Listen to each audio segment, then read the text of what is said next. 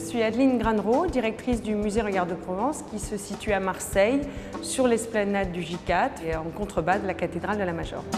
Ce musée est à la fois un musée des beaux-arts qui met à l'honneur le patrimoine artistique de Marseille, de la Provence et de la Méditerranée, étalé sur 4 siècles, du XVIIIe à nos jours, mais aussi c'est un bâtiment à une architecture particulière puisque ça a été créé par Fernand Pouillon pour, en 1948, accueillir les immigrants qui étaient censés arriver par voie maritime ou aérienne, et c'était un centre de prophylaxie et d'examen. Ce bâtiment était à l'abandon depuis une quarantaine d'années, et grâce à l'investissement privé du musée Regard de Provence et de la Fondation Regard de Provence, nous avons pu réhabiliter ce bâtiment architectural et patrimonial.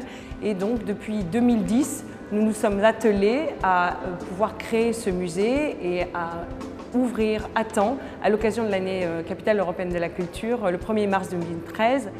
Alors la création des musées s'apparente à la création d'une entreprise. Il y a un modèle économique et en fait on avait le budget prévisionnel pour les travaux du musée. Il a fallu faire appel aux financeurs publics et essayer de monter un projet pour fédérer le maximum d'entreprises privées pour pouvoir faire aboutir ce projet. On a lissé sur un an accueilli plus de 100 000 visiteurs.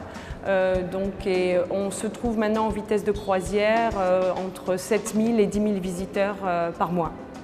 Notre ambition pour demain, c'est de doubler la fréquentation dans les 2-3 prochaines années.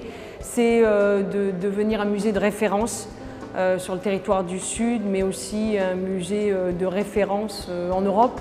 Créer du lien avec des musées partenaires européens. Nous avons la chance d'avoir une collection de près de 900 œuvres et l'idée c'est d'exporter notre patrimoine, notre savoir-faire et de concevoir des expositions clés en main en Europe ou à l'étranger, et ça fait partie du rayonnement de notre institution privée et de notre ambition de devenir un musée emblématique et de continuer à participer à l'attractivité de Marseille, du territoire, du Grand Sud, et de rendre réellement et de faire perdurer Marseille en tant que capitale européenne de la culture.